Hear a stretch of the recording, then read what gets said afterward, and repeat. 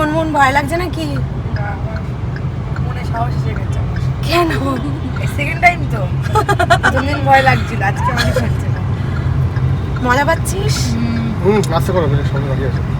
আমি যেদিন তোদেরকে একা একা নিয়ে ঘুরতে বেরোবো ভাস্করদা বাদে, সেদিন আরো বেশি খুশি হব, এক্সাইটেডটা বেশি। সেদিন আরো বেশি এক্সাইটেড হব। সেটাই কবে হবে আমি ওটাই ওয়েট করছি, ওই দিনটার জন্যই ওয়েট করছি। গান চলবে। একদম ঢিকচিকা ঢিকচিকা গান হবে, যাবো অনেক দূর লং ড্রাইভ। হাই এভরিওয়ান, চলো তোমাদের সাথে শেয়ার করি 6 ফেব্রুয়ারির গল্প।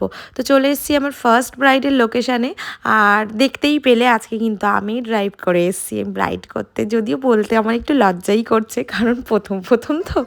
যাই হোক, তো ব্রাইডের লোকেশানে যেটা এসে দেখছি এনারা আলোচনা করে উঠতে পারছে না রিচুয়ালসটা কীভাবে কি সম্পন্ন করবে। এদিকে সময় কখন পেরিয়ে গেছে, এদিকে আমারও টেনশানে মাথা খারাপ হয়ে যাচ্ছে, কারণ আমার নেক্সট ব্রাইড আছে। মানে ও ছিল আমার ফার্স্ট ব্রাইড, আর এরপরে আমার এখনও আর একটা ব্রাইড আছে। তো আমার ব্রাইড তো একদম মানে টেনশনে লাল হয়ে গেছে। তোমাদের সাথে আমি আগেই শেয়ার করেছি ও কেমন কি লুক চায় না চায়, আর ও ভীষণ মানে এতটাই টেনশন করছিল, যেহেতু আমি ওখানে অনেকক্ষণ আগেই পৌঁছে গেছি, ও মানে ওয়েট করছি ওর আসার, তো ও ভীষণ টেনশন করছিল।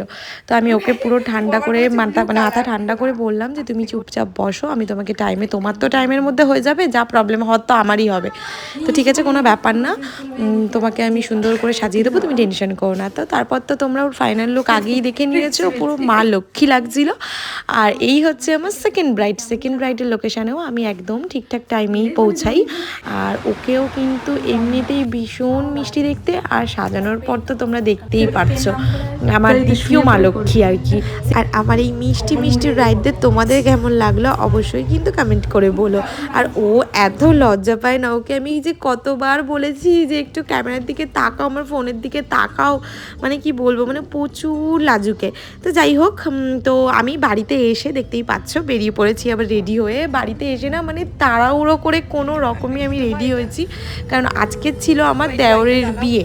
তো মানে এটা তো মিস করা যেতই না একেবারে, কারণ বৌভাতে আমি জানি আমি বৌভাতে যেতে পারবোই না, তো তার কারণেই মানে কি বলবো, মানে মিস করতেই যাইনি। তো বাড়ি এসে ঝটপট রেডি হয়ে বেরিয়ে পড়েছি, আর গিয়েই দেখছি কি না ওদের বিয়ে শুরুও হয়ে গেছে। তো আমি সেইভাবে খুব একটা ভিডিও করতেও পারিনি, কারণ অনেকটা রাতও হয়ে গেছিলো, আর আমার এত শরীরটাও খারাপ লাগছিলো সেদিন, কি বলবো, মানে সেইভাবে আমি কোনো এনার্জি পাচ্ছিলাম না এনজয় করার। তো গিয়ে পরেই আমি প্রথমেই যেটা করেছি, আমি একটুখানি ওখানে থেকেই খেতে বসে গেছি। আমার প্রচণ্ড খিদে পেয়েছিল, কারণ সেই ব্রাইড করতে গেছি দুপুরে খেয়ে, তারপর থেকে আমি আর কিচ্ছু খাইনি মাঝখানে। ওই জন্যই গিয়ে আগে আমি পেট পুজোটা করে নিয়েছি। আর সত্যি কথা বলতে মানে আমরা যেতে মানে যতটা না সময় লেগেছে, আমরা মনে হয় 5 বার যাওয়ার সময় রাস্তা ভুল করেছি, আর বাড়ি ফেরার পথেও সেই সেম আবার রাস্তা ভুল করেছি। কি রাস্তা দেখাচ্ছে ম্যাপ আমাদের বটগাছ তলায় দেখিয়ে দিয়েছে। কেতা মাঠ, কি হবে শোনা, কি করবে এবার আমরা?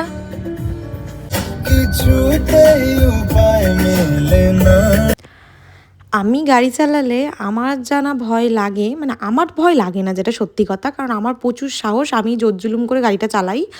আর ওর মনে হয় না, মানে কি বলবো, হার্ট ফেল হয়ে যাওয়ার তাল হয় যদি আমি গাড়ি চালাবো বলি। মানে প্রথমত তো ভয় পাই, আর তার মধ্যে মানে পাগল ফিলিংস, যেন ও যেন কি মানে মনে হয় যেন আগুনের ওপর বসে আছে, টেনশানে ভয়ে। মানে আমি ভাবি তোমার গাড়িটা নষ্ট হবে সেটার ভয় লাগে, নাকি আমার কিছু হয়ে যাবে সেটার ভয় লাগবে। ওর কোনো কথা নেই, মানে টেনশান যে কি হবে এরকম একটা ব্যাপার। আর আমি ওকে তো সবসময় বলি যে আমি যদি না চালাই গাড়িটা, তাহলে আমার হাতটা কি করে সেট হবে, সেটা আর বাবুকে বুঝিয়ে আমি আর পারি না। শুধু বলবে নতুন গাড়ি, মানে বউ নতুন পুরনো বউ কিছু হলো যায় আসে না, ওনার গাড়ি নতুন সেটা নিয়ে ওনার বেশি টেনশান। যাই হোক, আমি এরকম জোরজুলুম করতেই চাই সারা জীবন তোমার সাথে, আর জোরজুলুম করেই সব কিছু করতে চাই, সেটাই আমার বেশি ভালো লাগে। ওই তুমি নর্মালি সাদাসিধেভাবে সব কিছু তোমার থেকে পেয়ে গেলে, তাহলে আর জিনিসটা কেমন লাগলো ব্যাপারটা আমার ঠিক ভালো লাগে না।